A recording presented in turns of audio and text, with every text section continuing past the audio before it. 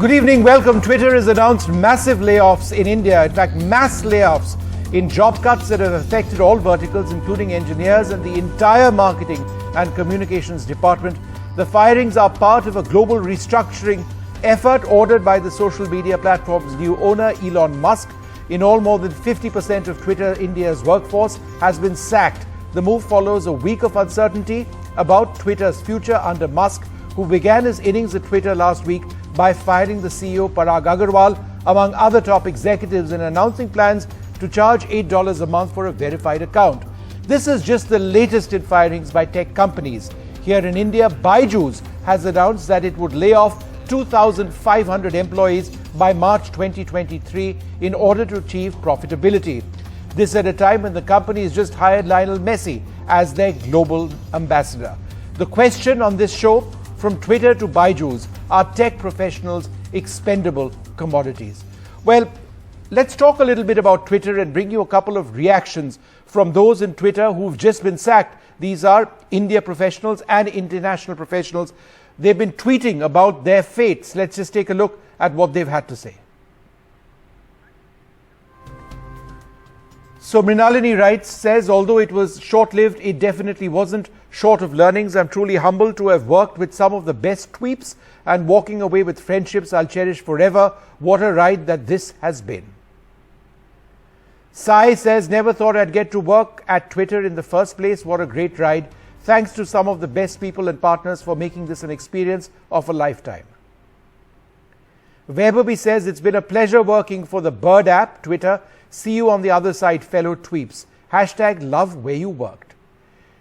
Evan says, when you need something from your boss at Elon, Twitter.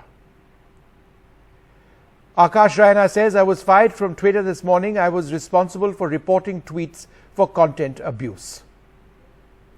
Aditi says, I'm out. It was an honor. Again, hashtag love where you worked. And Yash Agarwal says, just got laid off. Bird app, it was an absolute honor, the greatest privilege ever to be part of this team and this culture. Joining us now, Manish Maheshwari, the ex-head of Twitter India. We're also joined by Rituparna Chakrabarti of Team Lease Services, R. Chandrasekhar, chairperson of the Center for the Digital Future, and Vivan Sharan, partner at Cohen Advisory. Thank you all very much for being with us. Manish, let me come to you first. You built up Twitter India to a large extent. You would have worked with a lot of those people who were tweeting those messages. What do you feel when you hear that 50% of Twitter India is gone? Yeah, I think Vishnu, is quite sad to see this. I think I was not expecting this to happen this quickly, and also such a massive layoff at the India team. So my heart goes out to everyone who got laid off today. I think in general, there is a trend towards, all companies going towards profitability. And we have seen that in the startup world in India as well, and also globally. But I think Twitter has been hit by two things at the same time. One is, of course, the imminent recession. And I think most companies are sort of tightening up the belts. But in this case, of course, there is a whole Elon factor and the need to sort of the pressure he's facing to bring things in a much better shape than he has inherited. So clearly a very difficult situation for most of the tweeps. And I think I've reached out to many of them, offered my help. And I think I would also request the community at large to help out. And I think that's what I have to say today. Destroyed Twitter India, some of those sacked, for example, very important members of content moderation. You've got millions of users in India, among the largest anywhere in the world. Why would Elon Musk want to do something like this in a market which is so important? Yeah, I think if I look at all the tweets that you shared and also looked at the kind of names you shared, I think one thing is very clear, right? One is there's a bit of a consolidation. So I think it seems to me that Elon wants to consolidate critical functions centrally. So that would mean engineering, content moderation, etc., rather than having anyone in the region. That's number one. Number two is that if someone is not working directly on a important product, or is revenue generating, I think it's very likely that that person would have been laid off today. That's what it seems like to me, looking at the names that you flashed. And clearly, I'm out of Twitter for the last 1 year, so I'm not very close to the recent happenings. But I think. Could you tell us, Manish, a little bit about the working culture of Twitter? Because we've read all sorts of things. On the one hand, all of these people have said fantastic learning experience, etc., etc. On the other hand, people have called it brutal, that they were overworked, they were stretched completely, and now they find themselves out of a job after Musk came in. A, did you ever expect something so radical to take place? And B, what was the working culture in Twitter? Yeah, no, so I mentioned that I was not expecting things to move so quickly within a week of takeover, because of course, whenever there's a takeover that happens, I think you would do some knowledge transfer, you would sort of do a handover takeover. I think it seems to me that, they have taken a very high level, broad brush view of saying, okay, are you working on a critical product? Yes or no. And number two, are you in charge of a critical set of revenue or clients? Yes or no. And I think if the answer is no, then I think they have taken a very, very high level view and sort of just laid off those people. Yeah. That's what they have done. So that's pretty, I would say, pretty harsh and pretty broad brush. Yeah. Now, on the culture side, I think it was a culture where I think we stood up for one another. I think there was a lot of emphasis on really learning and also teaching. And there was a lot of focus on really building something with local market context in mind.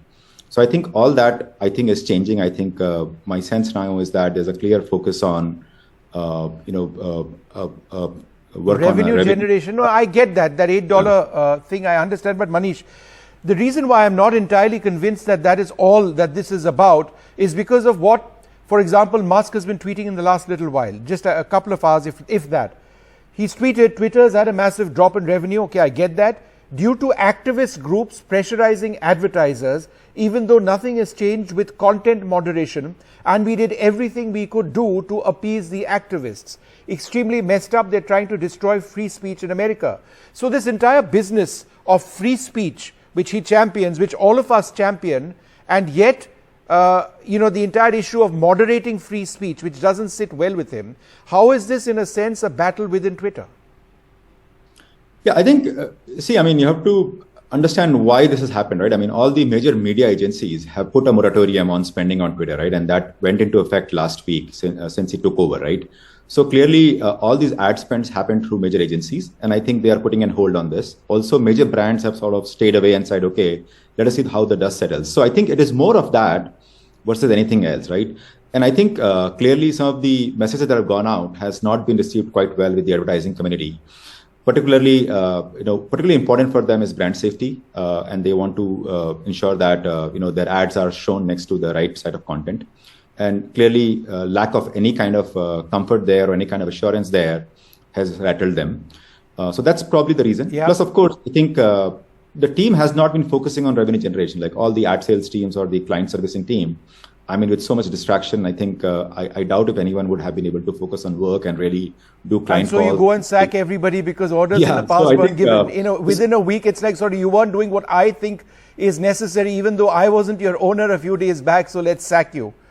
It just seems bizarre. And also the cruel manner in which it was done. Yeah. I just want to go to Rituparna Chakrabarti. Let's reflect for a moment, Rituparna, on the manner in which it was done. There was a letter which was sent. Some people were, and everybody was told that A, if you receive a letter from your Twitter handle, then you evidently have a future. And if you receive an email on your personal handle, then you're a goner. Is this the way that tech companies and Twitter should be treating their employees as commodities? Thanks, Vishnu. I think you know the answer to that question. Yeah, that's true, but answer it nonetheless. We don't know whether that was humor or sarcasm, to be honest, the manner in which it was done. But yes, I do expect that, or everybody would expect a much more human approach towards the whole thing. But anyway, I think it's obviously, like Manish was alluding to, that this is sudden and there are a lot of elements to it and layer to it, which probably could be the reason why it is being done the way it is being done. But I also don't think it's appropriate to broad brush that all the layoffs are happening in the similar manner. But every layoff is heartbreaking for the person who gets affected.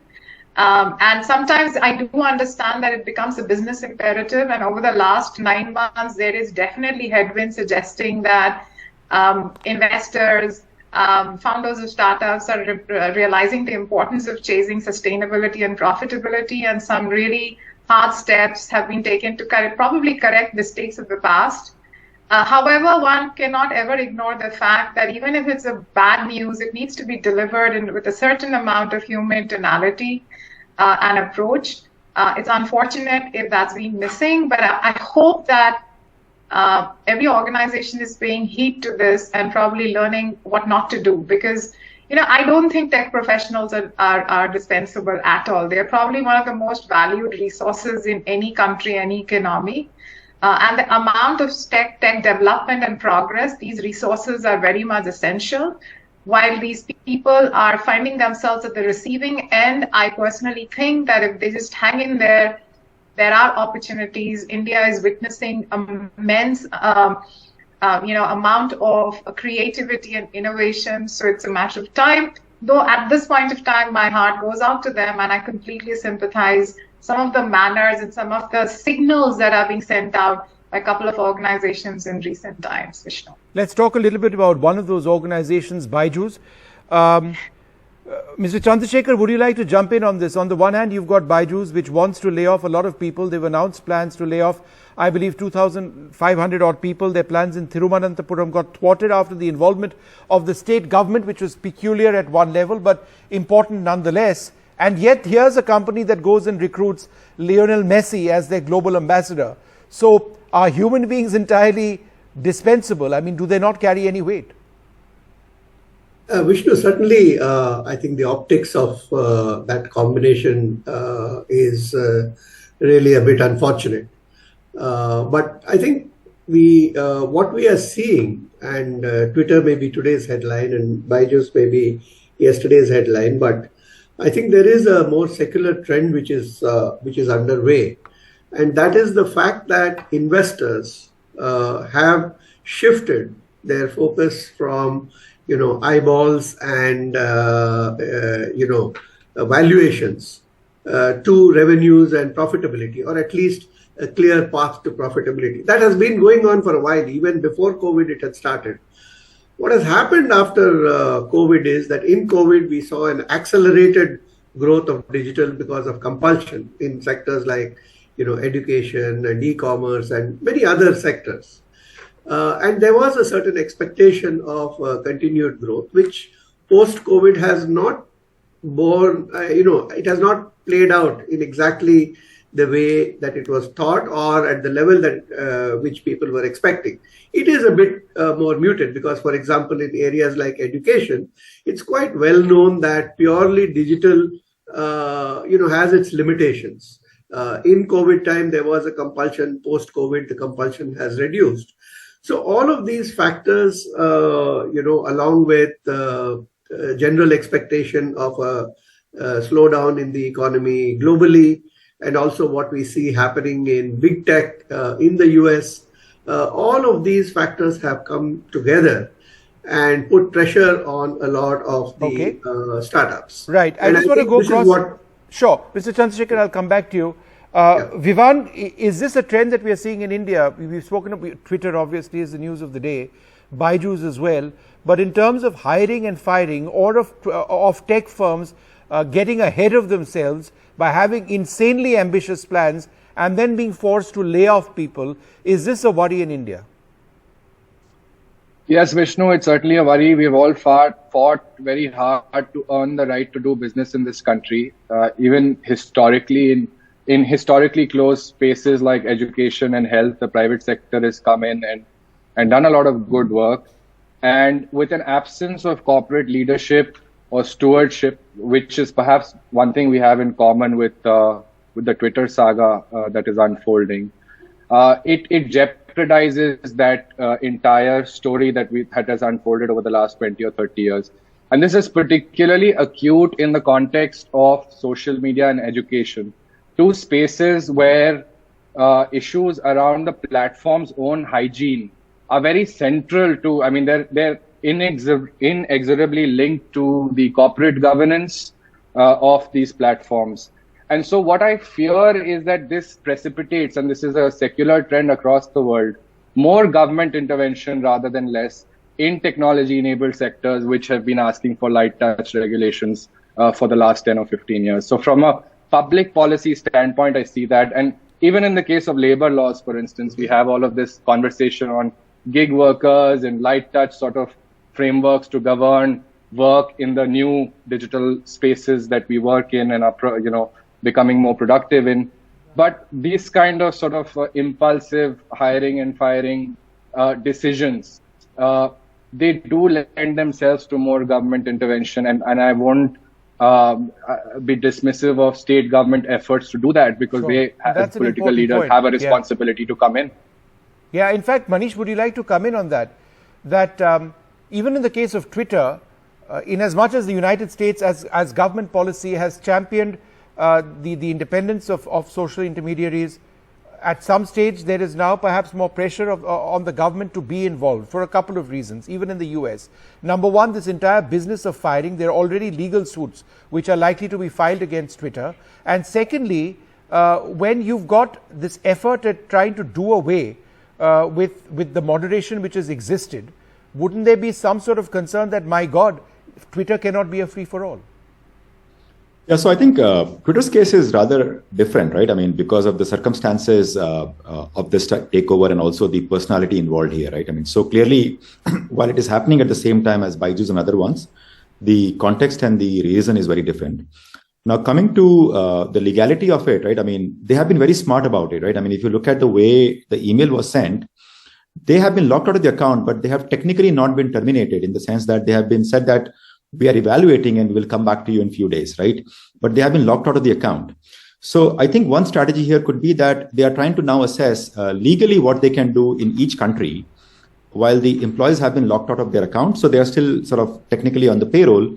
And depending on the circumstances, they would either expect the employee to quit on their own, or then they will follow the legal requirements. So which in some countries will be 30 days, 60 days, 90 days notice. And whatever is the severance pay, that is what they will do over the next few weeks, right? So I'm sure they will figure out a way to do this legally, right? What it does mean is that they are very clear about how they want to run this ship, right? One is consolidation. Everything important will be managed from the US. So countries become less important and country-based resources become less important. And second is a clear focus on the functions they want to keep and the functions they want to pair. And I think any function which was not directly contributing to revenue or user growth has not been spared. So it is a very deep cut in the organization they have done. Right. So it seems to me that they wanted to take all the pain right away and then deal with the consequences rather than doing gradual ones. So that's what I would have to say. Now I think it has implications on the way it is being run, and I think there'll be fallout. We'll have to wait and watch how they deal with that. But I don't think they worry too much about public perception at this point in time. It's a private company. The investors. The owner himself is the investor, and I think is the manager as well. So I think it's a classic case. The Lord and Master. Yeah. So I think there is no check and balance which traditionally exists in a large platform-based company like this one. So it's a unique circumstances. I mean, no one has dealt with this before, and we'll have to wait and watch how things evolve from here. So, Rituparna, final question to you. How do you actually see the Twitter space going forward? We'll have to pay for that blue tick mark. On the other hand, do you see this being more exciting, or do you see it being a more dangerous space, which in terms of India might be a bit challenged? I mean, will Elon Musk's vision of what Twitter actually should be at odds with what this government is trying to do, which is to, at a level, stifle the independence which many on Twitter have expressed in the past? Yeah, I think that would be an extremely interesting space to watch out for, this absolute conflict between philosophy of the new management and what Indian government has been trying to do. But I think at this point of time, the focus seemed to be, or would be for the next probably month or so, around the layoffs that have happened in Twitter, for that particular ordeal or battle or to kind of surface. So, but we'll have to wait and watch how this goes, because Twitter has been at odds with this government for a while, as we all know. So And the new management seem to be have a very hostile approach towards making decisions. So we'll have to wait and watch the future of Twitter in India. So till that time, every Twitter followers in India or one account holders need to really weigh their options well. So we'll have to see, honestly, Vishnu. Sure. I honestly don't know. I'm just myself a bystander and very curious to know what's going to happen next. For now, I'm more worried and concerned about the employees and their future. We'll worry about us as Twitter followers and our fortunes and our future later, probably. Vivan, does India going forward have enough jobs for people, whether in Byju's, other tech companies, or Twitter, to be accommodated going forward? Is it truly exploding, this space, to accommodate thousands of layoffs? Look, it depends at which skill level you're talking about. At a low skill level, perhaps not. At a higher skill level, we have actually an acute shortage in the IT space. But these are not, look, we have to look at the implications of the job cuts on Twitter as a much larger impact on information societies globally as well as society in India, because they're cutting down on, people who can give you context appropriate decisions on, the kind of content that you see on the platform that stays up or is taken down. And I think that is a much more profound impact than we're giving it credit for in the case of Twitter. All right. Well, look, all of you, thank you very much for being with us. Exciting times ahead, certainly in the social media space and on Twitter and other platforms. But do spare a thought for all of those who are out of a job, absolutely within less than a week, out of a job. Nobody would have expected that. But before we leave you, let's give you more on this, how people in Twitter have been reacting to all that's been happening around them.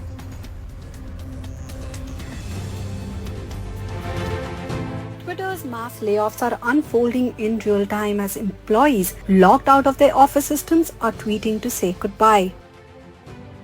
Elon Musk, now the owner and sole board member of Twitter, has initiated mass layoffs amounting to up to 50% of the workforce at the social media platform. The layoffs have impacted Twitter employees in India as well, with the entire marketing communications team laid off. Additionally, sources have confirmed that engineering and sales teams too have been impacted. There is no clarity yet if Twitter will be offering any support or severance packages to its ex-employees. Earlier today, Reuters reported that an email sent to Twitter employees said, in an effort to place Twitter on a healthy path, we will go through the difficult process of reducing our global workforce on Friday. Twitter said its offices will be temporarily closed and all badge access will be suspended to ensure the safety of each employee as well as Twitter systems and customer data. This includes reducing infrastructure cost by up to $1 billion as well as initiatives like the new $8 Twitter Blue subscription that gives users a verification badge. Twitter employees were given a 7th November deadline to implement the feature or to be fired. An internal memo mentions that employees have been asked to work 12-hour shifts 7 days a week to implement the changes.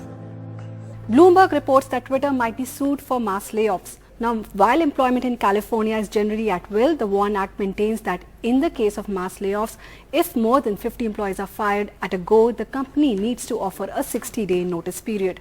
Rubina Mongia, NDTV. Well, time now for us to take this short break. More coming up.